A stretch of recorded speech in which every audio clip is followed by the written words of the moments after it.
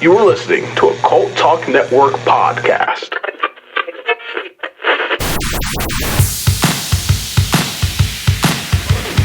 Grab your boomstick and fire up the Delta. It's time for ACTION.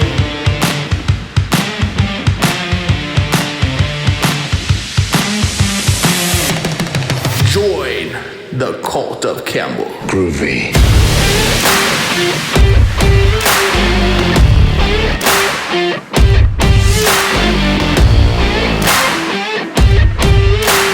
And if you're lucky a little later, I'll let you play with my boomstick.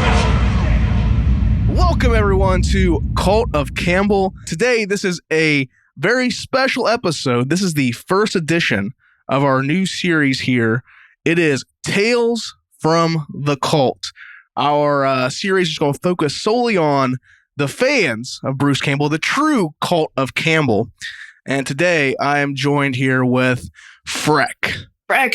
That's me. Freck. I'm Freckris. That's you. That is you. You're here. You're the very first subject on Tales from the Cult. What an honor. Happy to be here. Absolutely. Definitely an honor. So, yeah, we're happy to have you here. It's just myself today, Ty, of course. So maybe audience might recognize my voice. Should have introduced myself originally, but bad podcaster, I guess. But yeah, this is our first episode of this new series, and I'm very excited for this. This actually came around because we were going to Bruce Fest last year, and I almost didn't get to go because of my work schedule. And I talked to my boss, like, hey, I really want to do this. He was like, go for it.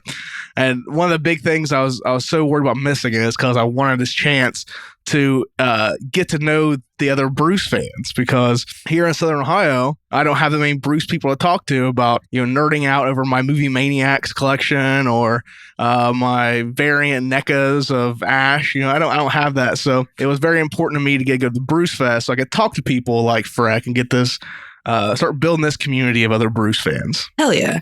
Well, I guess a little bit about me. Yeah, let's talk a little about you. This is you. This is Freckris' episode of Tales from the Cult. So, Freck, you Twitch, correct? Yes, I do Twitch live streams. I'm a variety streamer. Okay. I was solely Dead by Daylight, but I'm trying to move into other things right now. At the moment, I'm playing the game Control, which a lot of people are having fun watching me mess up there. There's February 2nd coming up, which will be probably, the podcast will probably come out after that, but I'll be playing Evil Dead the game because Ruby's coming out and there's getting a bunch of other things there. Nice. Yeah.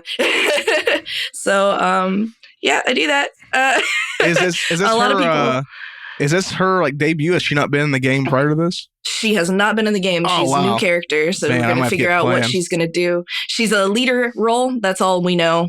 Okay. But I think she'll be able to maybe turn the Deadites against themselves. That's what it sounds like they got, but I'm not sure if that's what's actually going to happen. That's my prediction. that would fit. That would fit like Ruby. I mean, that would fit her role. Yeah. Yeah. Have you ever played the Quarry? Have you ever played that? I haven't. I watched someone else play it. It's a good game. I really enjoyed it, but watching it. Yeah, it's a fun one. That's the only one I've played. I've not played Ash. I've not played the Evil Dead game yet. I find it hard to get into those kind of games. On our Discord, the Bruce Fest Discord, we have a game channel. I will hop in there on the February 2nd if you want to join me. Hop on in. I'll do that. Because I actually have the Quarry. I got it for Christmas. I haven't even opened it yet. It's still in its package. It's still I played it at Bruce Fest, and I thought it was pretty cool. And I wish I would have got it to you got to play with Ted. Yeah, I know. I wish I would have gotten it to had Ted sign it, but I didn't get it then. I got it for Christmas. Oh. Yeah, I haven't opened it yet. Next time. You'll get it next time. Exactly. Now I have something to have him sign. So, but yeah, so you were at Bruce Fest, correct? Yes, I was at both of them. Oh wow, you've been at both. That's why I created the Discord. We have a Bruce Fest Discord so that people can keep in touch with each other and organize during the event and after the event. Just hang out. I figured it was a good idea to have, so I just went ahead and made it. Oh, you made the Discord. Yeah. Okay, I didn't know that. Yeah, that's my Discord. Nice. I love the Discord. It's so fun in there. People post all their art and stuff, and it's super cool. I love going to that Discord. I'm not a big Discord user, Discordee, however you would say it. But I have Discord for the Bruce Fest friends. Discord. Awesome. That's the only one I have for it. I love going and checking that out. It's one of the few apps I have notifications set for in my phone, so I know when something's going on down there. Yeah, it's a fun place. It's really cool. I like-minded people. I love it. So, you met Bruce a few times, correct? Yes. Mm-hmm. Okay. So you've been to Bruce Fest. Where else have you met him at? Have you done like Horror Hounds, things like that? Or I live in Florida, so I was at Spooky Empire 2019 is where Bruce, Sam, and Ted were. Oh, wow. I got to see him. It's pretty awesome. Yeah. Got to see him then. A quick story from meeting him. There was a guy in front of me that looked like he actually had the prop, the hand from the show. He had a chainsaw and he had the hand, and it was on the stand that I saw it on when I was looking up my reference for my hand. Wow. Because I made that hand. And I would say it's like stage accurate. That's how I go with my detail for my cosplays and stuff. Like, I don't go for movie accurate. You're going to take a photo of me about 5 feet away. It doesn't have to be screen accurate, in my opinion. I really respect the guys that do that. Like, at Spooky Empire 2019, I had a couple of other ashes come up to me. Man, can I see your hand? I was like, cool. So like they'd hand me theirs, and it's just like heavy as fuck. And then I'd hand them mine, and they would like, whoa, they almost throw it like most of the time. So like mine's just made out of foam. Everybody else is like, I'm gonna get metal, and we're gonna 3D print these pieces. And again, I respect that. I respect that a lot, because that's beautiful. That's amazing. I can't do that. Well, I mean, I can. I don't want to. Yeah, if you're going to be walking around for 6 hours on your hand, make it comfortable. Very, very comfortable. It's crazy. The thing that you were at Bruce Fest and we didn't even see you. That was wild. I know you commented on our YouTube video after we posted it, and we missed you. Yeah, you did get a button though. You got a pin. I believe so. Yeah. Oh, nice. Okay. Well, at least you got one of those. At least we were able to get one of those in your hands. But so any interesting stories of meeting Bruce himself? Any? I mean, at the first Bruce Fest, I had like 3 stories I wanted to tell him. So I just rapid told him like really quick whenever I got my autographs done. So one of them was talking about how I was relating to all of his like filmmaking advice that he gives. Cause like, he's right. Like all of us can do this. All of us can spend like $2,000, give or take, on cameras and lights and microphones. And then we just have to get out there and do it. Yep. And that's it. Like, and I mean, I did a film festival that was paper to can in a week. Oh, wow. And I was telling him about that. Yeah, it was amazing. I had fun. You had to make a 5-minute film in a week. And again, it had to be paper to can. So you had to write it and then you had to edit it and everything in a week. Wow. So I told him about that and he's like, whoa, that's kind of fucking amazing. Like, holy shit, that's what you got to do. That's how you got to get out there and do it. Of course. Yeah. Is this film anywhere we can see it, or is it just Yes, it's actually on my YouTube, which is at on Freckris, and it should be like the first or second upload that's available to you guys. It's called Your Call May Be Monitored. Okay. I'll check it out. I'll have to send you a link to our movie. We made a movie a few years ago. Eric hates when I bring it up because Eric was a star of it, and I had him do some stuff he's not proud of in it, but he did it. And it's what movie I took a lot of inspiration from, like Evil Dead and stuff like that when we wrote it. Just made like the inanimate object stuff. But Mike, he hates me bringing it up because I bring it up too much. But we won awards for it, so nice. I got snubbed. I'm an award-winning filmmaker, so I tell her I'm an award-winning film writer. So I'll just send you a link to that. But you met him at those things. So what made you kind of become a Bruce fan? Like where'd you get introduced to Bruce? That's always an interesting thing. Okay. I always say that I've known of him since I was little because I was when I went to my mom's every other weekend, like I'd like watch cartoons and then the Brown shows would come on and then it's time to go outside and play with my friends in that neighborhood. And the Brown shows are Xena and Hercules. The brown shows. Yeah, they have that amber hue over them. So like as a kid, it's like, I'm not interested in. I don't even want to know your name. Just get out of here. I'm gonna go play. So yeah, Hercules and Xena would come on. I know I've seen Bruce. Like I know I've seen Autolycus. Like I'd sit for a minute, like give it a chance. I'm too little for this. Bye. But I also watched Burn Notice with my parents back when it was on. Yeah. That was like early college years for me, like right after high school. So I really do have fond memories of watching those because like we had it on the DVR. So like if there was something interesting worth talking about, we'd pause it and we'd just all talk and then we'd play the show again. So I have a lot of fond family memories watching Burn Notice. Awesome. But where I really like fell off the Bruce end of the pool was Dead by Daylight. I've been playing it for about 5 years at this time. Okay. Like right now. And he came out at the beginning of 2019.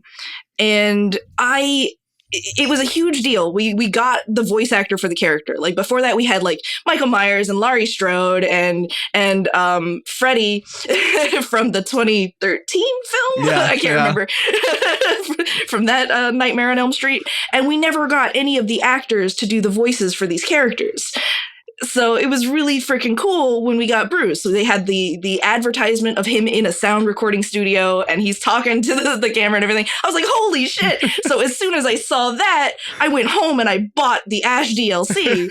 Like I saw it at work and I went and I bought the Ash DLC. And I mean, he talks in the fucking loading screen and I'm so sorry. Am I allowed to cuss? Yeah, you're fine. Yeah, you're fine. I know YouTube's a little weird. So I got him, he talks in the loading screen. He wheezes when he runs. And his yells and other ouchy noises are just funny to me. They're just great. They're perfect. So like I got the DLC and I fell in love with him immediately. I'm not even joking. Immediately I fell in love with him there. And I'm like, I need to cosplay this guy. So I realized like I'd never seen the movies. I'd never seen the show. And I was like, holy shit, they made a show at the time. And my buddies were like, yeah, I've got the movies. Let's watch them. So we watched, hold on. So a lot of my friends were saying, you can skip Evil Dead 1. It's fine. They recap it in Evil Dead 2. I'm like, you do not understand. I need to see everything of this man right now. Yeah. So yeah, we watched Evil Dead 1, and keep in mind, I'm making my cosplay before I've seen any of this. So I had already spent the day before going to see the movie with my friends, figuring out Ash vs. Evil Dead's cosplay. I'm like, what are his pants? They're jeans. They are brown jeans. But watching the first movie, they have like a really high def version. I'm like, they're cords because he's like, there's a shot where he's got brown corduroys on. So I was just like, the fabric. So yeah, like I'm watching all the movies. I watched all of the show. Like I binged the show while I'm making my glove. And in making my glove, I started too soon because there's like a button on there that lights up. And if I had known that, I would have like made it around that way. But I had already made the button before I knew it lit up. And yeah, so I just went backwards. I'm like the most backwards fan you can find of Bruce Campbell. So after I binged Ash vs. Evil Dead, I binged Burn Notice and all the and the Fall of Sam Axe and everything. So like yeah, I've been like getting all the Bruce stuff. One of my friends is like, you have to watch Bubba Hotep. And I'm like, what the fuck is Bubba Hotep? Yeah.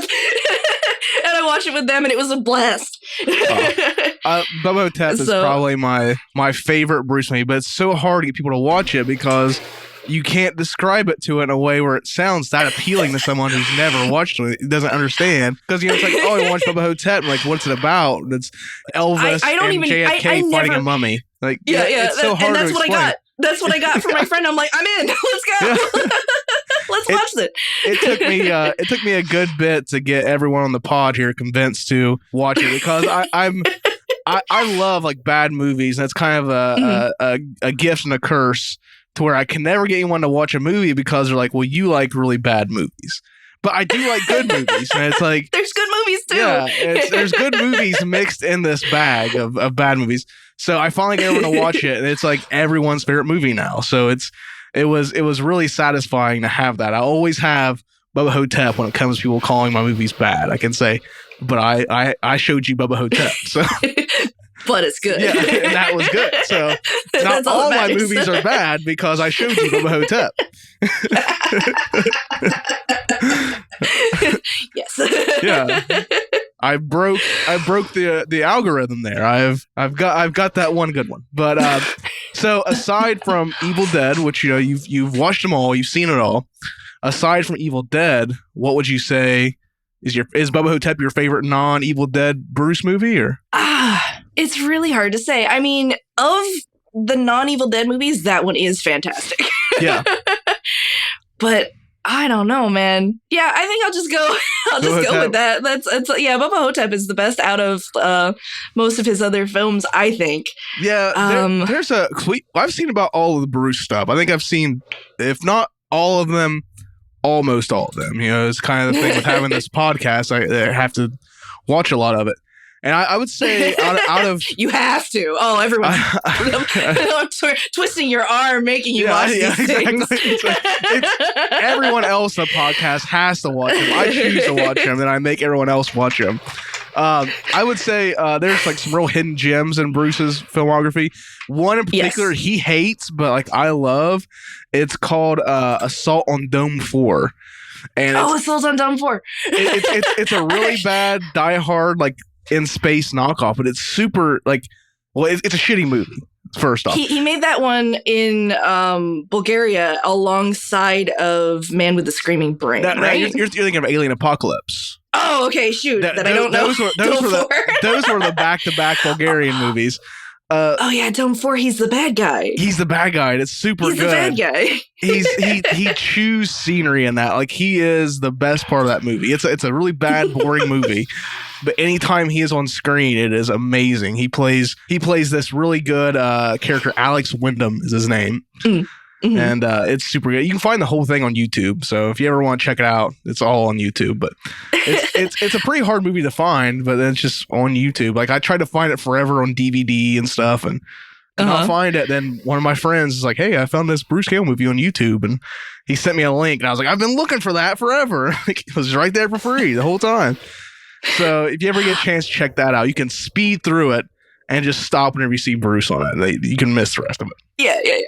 I will say my second favorite non-Evil Dead movie that is out there is Mind Warp. It is really so bad. That's a bad one. It's one. Yeah, it's one that you watch with your friends and you're like, I fucking hate this. Yeah. But Bruce is so pretty. It was Matrix before the Matrix came out, in my opinion. And the end is kind of like, well, it was all a dream, and you're like, and she accepts it? No, that'd be a big ol' F you, man. What did you do? I had to watch out with Bailey. Bailey is my co-host for Cult Talk Conspiracy, and me and her watched it for our Culttober event we do every October. And she wanted to be on it because I told her the backstory of, Bruce met his wife on that. She's like, oh my God, I love stories. Oh, yeah, okay. Like, you're not going to see that on the movie, but she insisted like watching it. And at the end of it, I was like, that was awful. I was so disappointed. We the way we rate the Bruce movies on Cult of Campbell is it's a very simple list. It's groovy or not groovy. That's it. And it's not the movie itself. It's the quality of Bruce. Yeah, it's how good was Bruce in the movie. So that one got a not groovy, I think. On that one. Yeah, I see that one not getting a not groovy. Now, a movie I do love is Alien Apocalypse, one you're thinking of. I love that movie. That's a big pile of trash, and it's just so fun to watch. It is my friend Urs, he described it as a social movie. And it's like, you watch it with friends. You watch it with friends. Like, that's the perfect way to watch it, because I watched it once by myself and I was like, why am I watching this? And then I watch with my buddies and I'm like, this is amazing. I love this. Yeah. It's a very good contrast. Mm-hmm. But that one is a groovy. That's a certified groovy. So if you check out Alien Apocalypse, it's on Prime. I need to see that one. Pretty sure they added on Prime recently. I got to see Man with a Screaming Brain, and I love that one. Really? For just how convoluted the story is. Have you read the comic for Man Screaming Brain? No. It's actually I didn't know better. there was one. Yeah, they put out a comic, and it's he calls it the director's cut. Bruce calls it the director's cut. Because it's his vision of what he wanted the movie to be originally, where he'd have to worry about budget and stuff. And it's super cool. It has it's got really cool like gothic imagery, and everything looks really cool instead of that gray, muddy Bulgarian back alley. The Bulgarian color. Yeah, the beige, Bulgarian beige. Where everything just looks like it's covered in like a fine layer of mud. I think everything is mud. I seen an interview where he talked about when they shooting that the whole crew had to carry dog treats in their pockets. Yeah. Because there was like a rampant packs of stray dogs that ran around, so you'd have to throw these dogs feed them to get them away from you. To get them away. I was like, that sounds like an amazing place to shoot a movie. Yeah. But he said his morning trip was accompanied by a dog food bag. So, you cosplay as Bruce. Do you only do the Ash, or do you have other stuff? It's just Ash? So far, it's just Ash, but I have different versions of him. I've got the Jacksonville Ash with my Close Enough shirt. Ooh, okay. There you go. Okay. So I have every capacity as a fan to research where Bruce lives and dig through his trash, but don't want to get don't want to get shot. Don't want to cause Bruce any like emotional damage. So I direct that heavy focus into cosplay, into cloth. Okay. So again, I was talking about the jeans for versus Evil Dead Ash, and then the corduroys for Evil Dead Ash 1. My huge focus right now is figuring out the cloth for the cloak in Army of Darkness. Oh, okay. Because I cannot find it.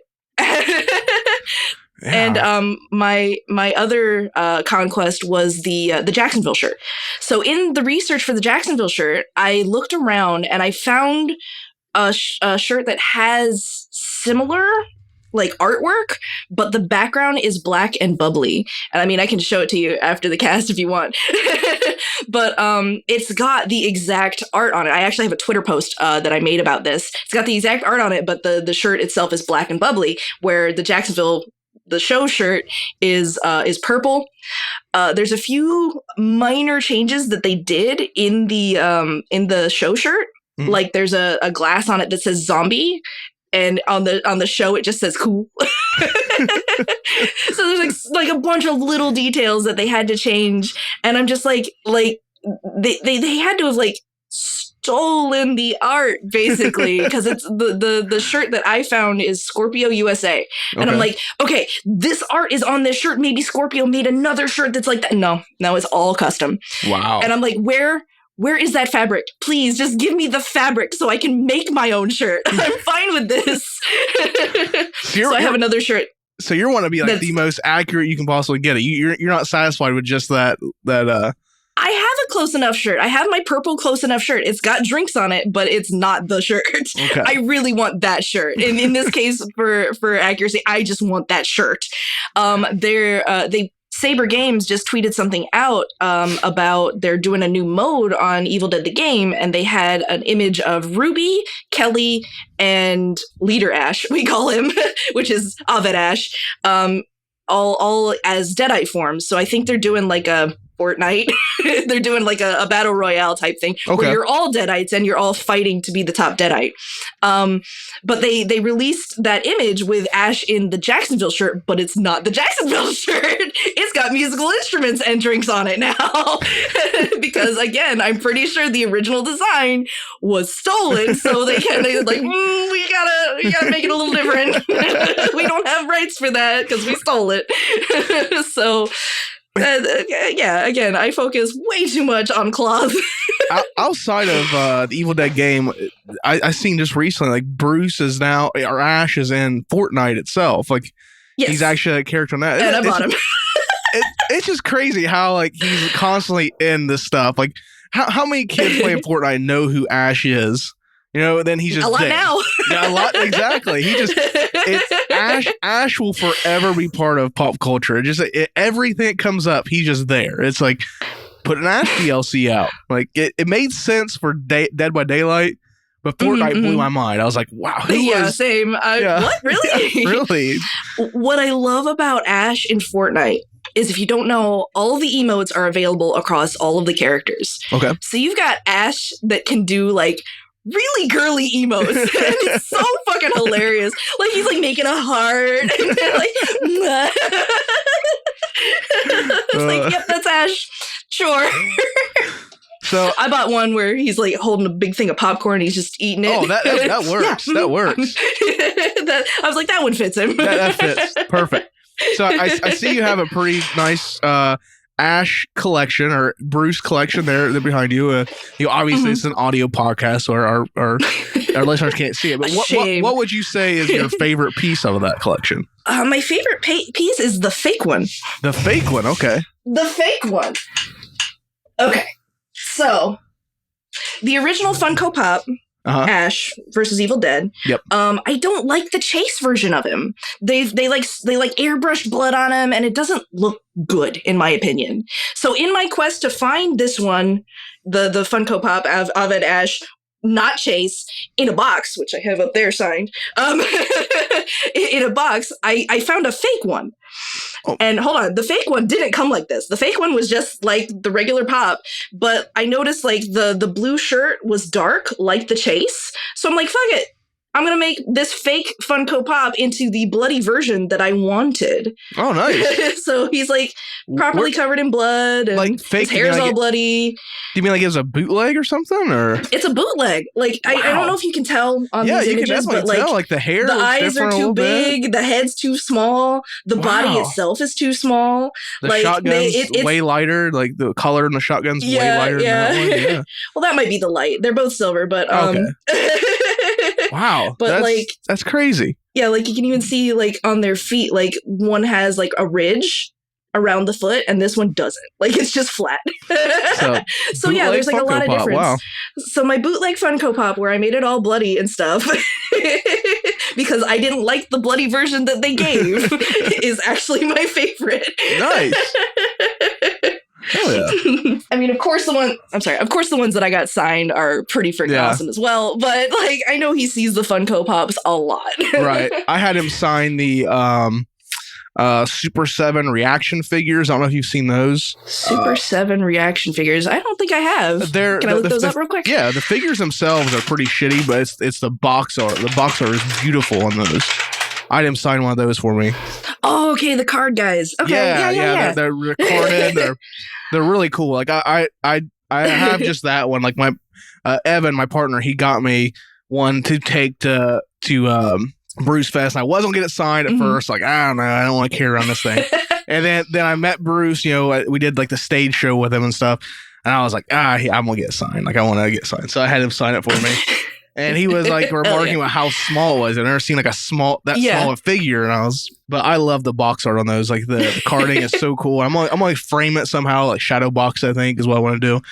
But that would probably be one of my favorites. I got this really nice NECA bobblehead of Ash, and I found it at a flea market for $1. Like this guy didn't know what he had. My partner Evan like swept off the table, like he's seen it, and he like grabbed off the table real quick. And he's like, how much is this? And the guy was like, $1. And I tell him, like, don't grab stuff like that because then they're going to think it's worth more than it is. And we'll try to charge you. But luckily, the guy, he was like, oh, just give me $1 for it. And I was like, here's $1. Like, let me have this. But that, and then, of course, my probably Bubba Hotep, my Sebastian Half is probably my favorite. Like, I love that figure. Meanwhile, I go to like a toy fair and they've got like the 24-inch Ash that still does the voice box, selling it for... They actually sold it for a good price, but like I didn't have space to house this Ash. It was like $70, and I'm like, that's actually kind of worth it. But I don't have that today, and I don't have the space for it. So I was like, oh, kind of kicking myself for that because the voice box still did work. Like he pushed the button and he said the lines. The vintage toy store I go to here in Columbus, it's called Big Fun. They have a evil Ash from Army of Darkness, like big 12-inch. And I've been kicking that around because I don't have that representation of Bruce yet. I don't have an evil Ash. I've been kicking it around because it'd be kind of cool to have it. But my Bruce collection was one shelf when I detolf and I expanded to 2 shelves. So I have a rule with my collection is everything I collect has to fit in a Detolf, like a big glass case from IKEA. Mm-hmm. Everything has to fit in that. That way it doesn't get out of hand. So yeah, my Bruce, it expanded to 2 shelves. And I'm trying to be a little more conservative about what I add to it, but it's hard when you have a collector mindset and you only collect one thing. It still gets kind of hard.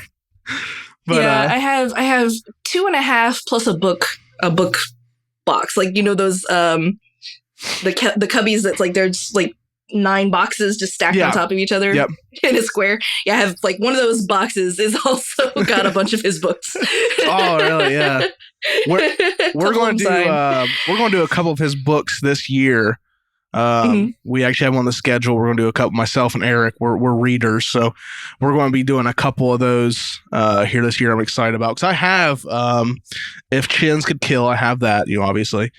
I've read that. That's a good one. But there's also like a ton of stuff he's wrote. Like that, he has that new comic series from DC. I'm really interested in the Sergeant Rock versus the Army of the Dead. Like that looks really cool.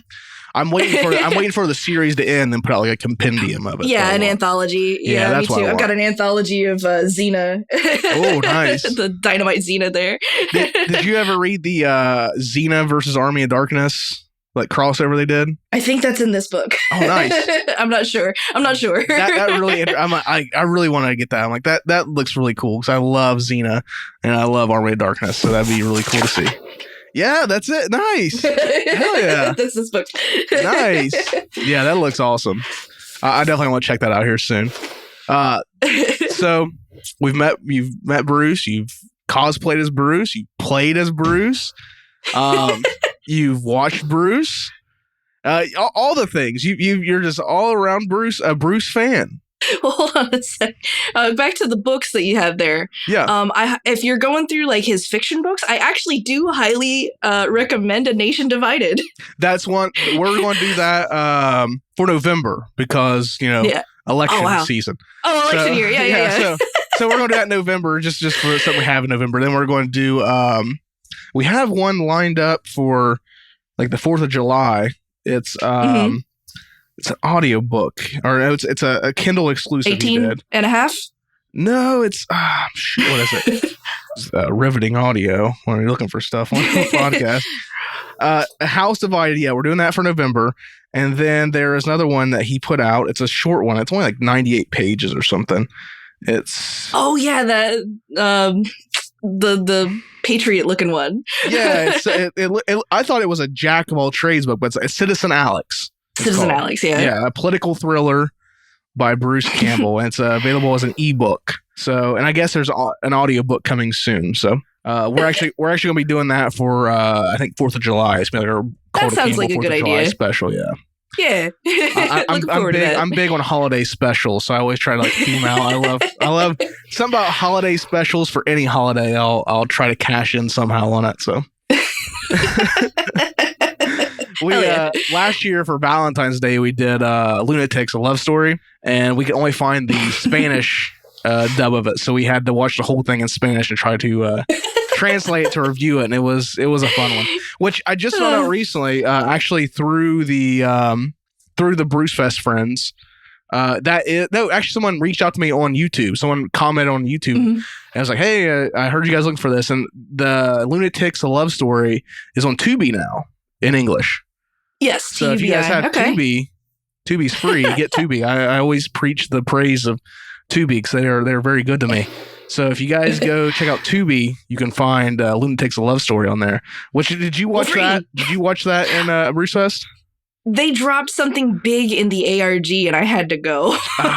Man, the ARG that was a thorn in my side the whole week. It was like we had our live show. He's like playing, and then like Paul, he like told me, he's like, "Oh, by the way, just let you know, we're dropping this thing." I was like, at the same time.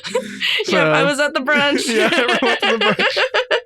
So no, it was all good. We had a good time regardless. But yeah, Lunatics, you guys, you should check that out. It's a wild one. Very very Evil Dead-esque, but it's like Ted Raimi in the front and center of it. So I love it. Now, for the voiceover for Ted, did they get his voice right? Because he has a very unique voice. I tell you what, not so much with Ted, but the guy who did the dub for Bruce. I told Bruce this after like the watch. I asked him, I was like, did you do the audio for this? And he was like, I did not. I was like, well, no. The person they did I was like, the guy they had like do your voice in Lunatics was like, I thought it was Bruce doing the Spanish dub of it. I really did. Like, the guy had like all the mannerisms down and stuff, and he told me, he's like, I don't speak Spanish. I thought I'd just ask. There's a French movie that's going around right now, and he's like, I did it in French, kind of. Oh yeah, there is. Yeah. That's a few of my Canadian friends are like, oh my god, Bruce in hockey gear, hell yeah. He's in it. I've seen that going around. I never. Break off do that at some point, obviously, for this show. He's a goalie. Nice. I'm going to have to check that out. And it's in French? I think so. Like, okay. I haven't like seen it myself. I can't find it right now. It's the same as the Lunatics love story right now. I've looked in all my places and I haven't found it yet. Right. I need to go check out Tubi. Tubi is a godsend. Those people are doing the Lord's work over at Tubi. What do you think about his holiday Lifetime movies, the Hallmark movies? I haven't gotten to see My Southern Family Christmas. I have not watched that one yet. One December Night made me cry. Oh, One December Night. Big right time cry. Right in the feels. Yeah. That dude. Like, no. I get so much shit because I love Hallmark movies because they're simple. They're like, I don't want, like, you put them on while you're doing something around. Good. Yeah. A-B, that's why it's called efficient storytelling. It's A-B storytelling. Yeah. And that's why I like there's a conflict will happen and it's resolved within the next 5 minutes. It's like you're not stressing out over like, it's like this really bad thing just happened. Oh, it's resolved now. Okay, now we go to the next thing. I heard him like promoting it like before it came out, I'm like, oh, a Hallmark movie, it's a schmaltzy. I don't. Yeah. Bruce, really? Are you making me watch this? Oh god! But like. It was actually really well written. Like the storytelling, the two love interests, they weren't like, I hate you, I love you. It was like we were childhood friends and we both have a goal that we need to meet right now. Yeah. And hey, I kind of like you, you know? Like exactly. It just kind of evolved nicely. I was like, all right, fine. But again, the whole B plot with Bruce. That got me. Man. That got me. That got me. That whole Bruce arc was that got me. I told everyone, I was like, that is where you see Bruce do some acting. I actually have a plan for next year if they Bruce Fest. You know, Bruce Fest is taking place at Estes Park like from now on. Like Stanley. I think so. Yeah. Stanley bought the Bruce or owns the Bruce Fest. So next Bruce Fest, I want to watch My Southern Family Christmas while we're there to do the episode because Estes Park is where a lot of like Hallmark movies are. Take place at. And I'm like, that'd be such perfect. Watch a Hallmark movie, do the episode while we're in a Hallmark town. So that's my idea for that. I'm gonna see if we can actually do it, but hopefully that you won't get trampled. We'll see, but yeah, that's kind of the idea I have for next year. But we'll see how, or this year, I guess this year. So we'll see how things pan out. But yeah, but this has been really good. This has been a great first edition for Tales from the Cult, and man, this has been a really great conversation. We got to nerd out about Bruce, and that's always the funnest. Anything you want to add here at the tail end of things, Freck? I don't think so. Think we got it. Yeah, we got it. Can it. We're good. So we hope you enjoyed your time here on Cult of Campbell. We'll, of course, give you the heads up when this is coming out and everything. But we hope everyone enjoyed listening. If you want to be part of Cult of Campbell's Tales from the Cult, hit us up on our social medias at Cult Talk Net. Super easy. Twitter, Instagram, Facebook, YouTube. All the things, all the same handle at Cult Talk Net. Freck, would you like to promote any of your social medias here? I'm Freckris everywhere. You can find me on Twitter and TikTok and Twitch. The 3 T's, as I like to say. Make sure you check out Freck on Twitch. I'm gonna have to check it out. I'm not a big Twitch person either, but I'll check out. I have a friend on Twitch now, so I'll have to check it out. I'm a little gremlin. Come bearing bolts and nuts, and I'll eat them all up for you. But yeah, this has been fantastic. Thank you so much for coming on. You're our very first subject here on Tales from the Cult, and it's been great. This is awesome. Thank you for having me. So without further ado, I think we're going to wrap it up here. Like I said, follow us at Cult Talk Net across everything. Cult of Campbell comes out on Mondays. Cult Talk Conspiracy every other Tuesday. And Cult of Lore, if you like the lore-based stuff, comes out the first and third Thursday of every month. And check out youtube.com/culttalknet because we put out these really great full-length videos of Cult of Lore. So check those out for extra little added experience in listening to those. So, but until then, I've been Ty. I've been Freckris. And as always, stay groovy. Hail to the king, baby.